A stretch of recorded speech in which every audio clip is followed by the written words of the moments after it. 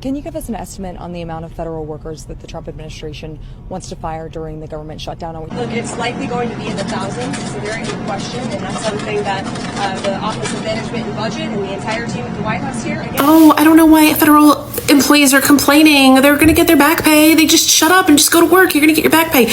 Years.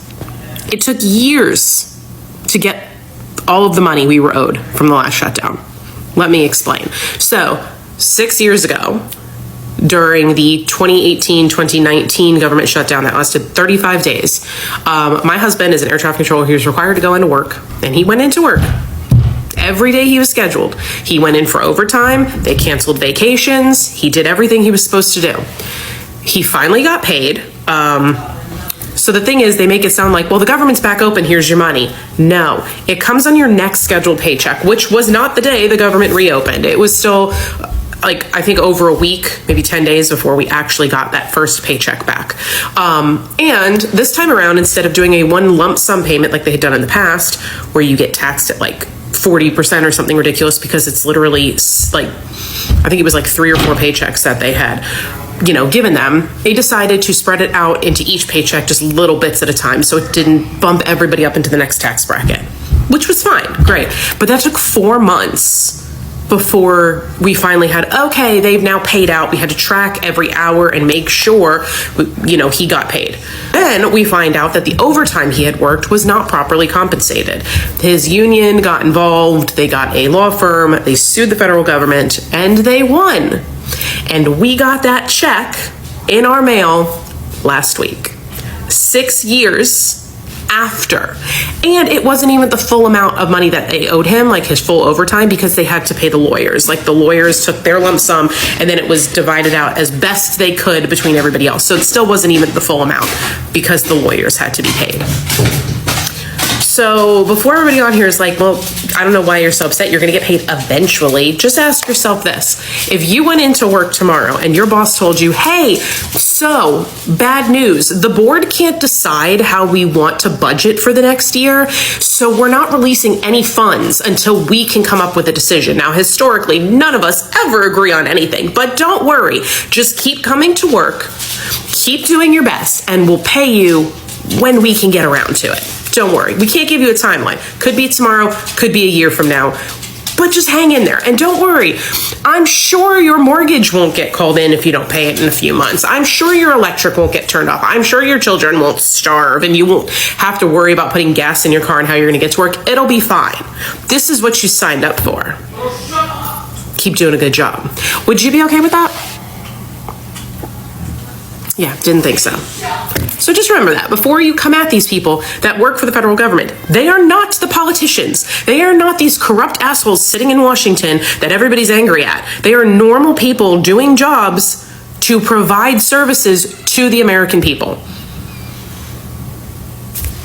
Food for thought. In the United States, the federal government shutdown happens when the Congress fails to pass a funding legislation. This hereby forces many federal agencies to either close or reduce operations. Yes, for federal employees, this means two different realities. Essential workers like the TSA agents, border patrol, and military will keep reporting to work, although they are reporting to work with no pay. On the other hand, the non-essential workers are being sent home without pay until the shutdown ends. So before we dive in straight into the video, if today is your first time of coming across this video, do well to subscribe to our channel so that more videos like this will pop up your screen. And please tell us what you think about this particular video in the comment section. Like and share the video to help the channel out. You're welcome. Well, it's gonna happen, folks. They fixing to shut the government down. At 12 o'clock midnight, the government is gonna be officially shut down. And they want us Republicans to feel guilty somehow. But you know what? I say shut the motherfucker down. And while you've got it, how about firing people like Chuck Schumer, Nancy Pelosi, AOC, Adam Schiff, Maxine Waters, all these people that let the national debt get to $38 trillion under their watch. How How about firing their ass?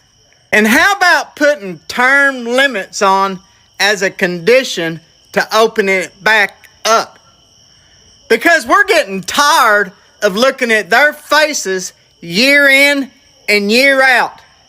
Did you know that some of them's been in there for 40 freaking years? That's right. Now, you know those ICE agents? They ain't going nowhere. They're going to get paid through the whole damn thing. Because their money has already been approved. But you know all those people that's from other countries that needs that free health care? They're fixing to lose that shit. And it's all because of Donald fucking Trump. It's our job as taxpayers to take care of the world. Didn't you know? Well, they fucking did it. They shut the government down, bro. They shut the government down. And what does that mean for my service members? Well, they didn't create a payout act. So until they resolve this issue, you're not getting paid. Service members will not be getting paid until this issue is resolved. How do you tell a soldier to come to work if they ain't getting paid? How do you motivate a soldier? They got bigger shit to worry about. They gotta figure out their bills. How you supposed to handle that and maneuver that? Yes, you get back pay whenever they fix this. But come on, bro. Come on. Navy Federal and USAA are offering or will be offering loans with 0% APR. So essentially, they're just going to give you your paycheck, and when you get your back pay, you pay them back. But this shit is just, it's...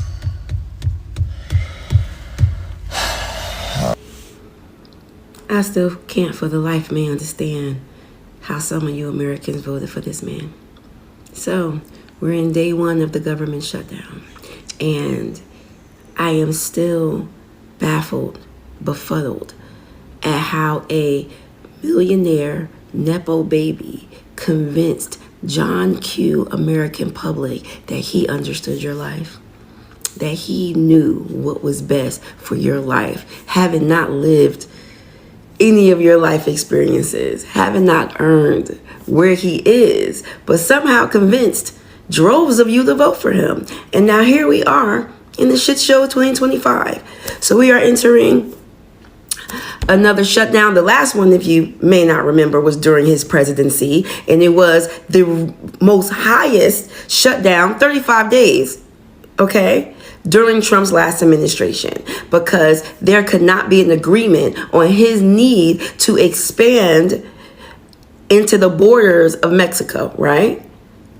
Okay.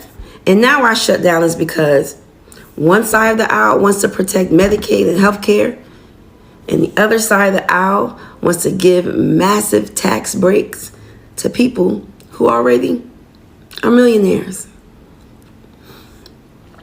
Who's affected by this? John Q. American public. And ironically, the same federal government employees that were targeted when he came in and did that massive Doge sweep, where so many people lost their jobs, are now on the cutting block again. Applause. Americans, applause.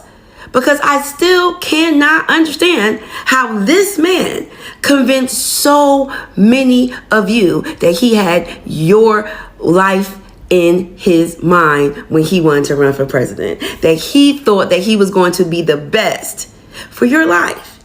And now federal workers will be furloughed without pay. And luckily there was a bill passed in 2019 that gave the furlough worker retroactive pay when they got called back to duty. But until they get called back to duty, there's no paycheck. It's so sad that one man has turned the tide of this country in such a way that we have regressed because y'all had a better option. And your hatred, your misogyny, your racism, your envy, your jealousy all got in the way. And now we got this. And we have record highs in unemployment. We have the National Guard deployed in states that said we don't want them. We have people being picked up off the street and sent somewhere. And now the government is going through a shutdown. That is it. That is all. Bye. Okay, so just to give you a little bit more context, for those federal employees who are working, they're not getting paid. They're essential, but they're not getting any payment for that. So have some grace if you're doing any type of traveling in the next couple of days and things are slow, or you do see TSA, like, just be kind to them because they're doing this and not making any money. Now, they will get back pay. Like, we all will get back pay. That's what the rules are. We are to get back pay. But for those who are currently working, they're showing up to work and they're not getting paid. So just imagine if that was you. So here's some breaking news. Federal workers say their emails were hijacked to blame Democrats for the government shutdown. Multiple employees at the Department of Education say out-of-office messages were automatically sent from their accounts without their knowledge or consent. Some of the emails accuse Senate Democrats of causing the shutdown, a political message employees say they never approved. One worker called it compelled speech and a setup. Another said they felt completely violated and concerned. The incident is part of a broader pattern. The Department of Health and Human Services confirmed it was also instructing staff to insert language blaming Democrats into their automatic email replies. At the Small Business Administration, similar directives were also sent out. Now, this is the interesting thing, guys. Ethics experts say this could basically violate the Hatch Act, which bars federal employees from being forced into partisan activity. Richard Painter, former White House ethics lawyer, warned that seizing control of emails to push a political message could also violate criminal statutes against coercion. The shutdown began October 1st after Republicans and Democrats failed to reach a deal. But what makes this different is the federal government itself is being used to promote a partisan message, and employees say they never gave their consent. My name is Jared Zisser. Follow me on Instagram, TikTok, Substack, and YouTube for breaking news, updates, commentary, and the full story. You probably know a large portion of the fight against the Trump administration's policies has been in federal court. So you might be wondering, now that there's a federal government shutdown, what happens to those cases? I'm Libby. I have a JD and I worked for 20 plus years for the federal court system. Here's what I know. The shutdown is not going to have any immediate impact on the judiciary. And the reason for that is because the judiciary has revenues that it raises through fees. Fees to file cases, fees to access electronic court records through the PACER system. And the balance that it has from those fees is enough to sustain its operations for about a month or so. Now they're going to be tightening their belts a bit. They won't be ordering supplies they don't immediately need. They won't be funding any travel to conferences or things. It's going to be day-to-day tasks getting done with fees paid. So to the extent we're looking at a judge issuing a decision on something that has already been briefed or argued before them, there should be no delay, at least not in the next month. However, the Justice Department might actually try to use the shutdown to delay these cases. I'll talk about that more in my next video. Hey guys, this is day 2 as a federal employee who's on furlough. In case y'all haven't kept up with the news, the government shutdown has taken place, and I am essential and I'm a federal employee, so I do have to come into work without pay. Right now it seems like Congress could not come up with a budget for the new fiscal year to pay us federal employees. So at this point it is a little scary and intense because we have no idea what's gonna happen. We don't know how long this is gonna last, and just like anybody else, we have bills to pay, we have families, and it's a lot of stress, and it is causing a lot of anxiety as well.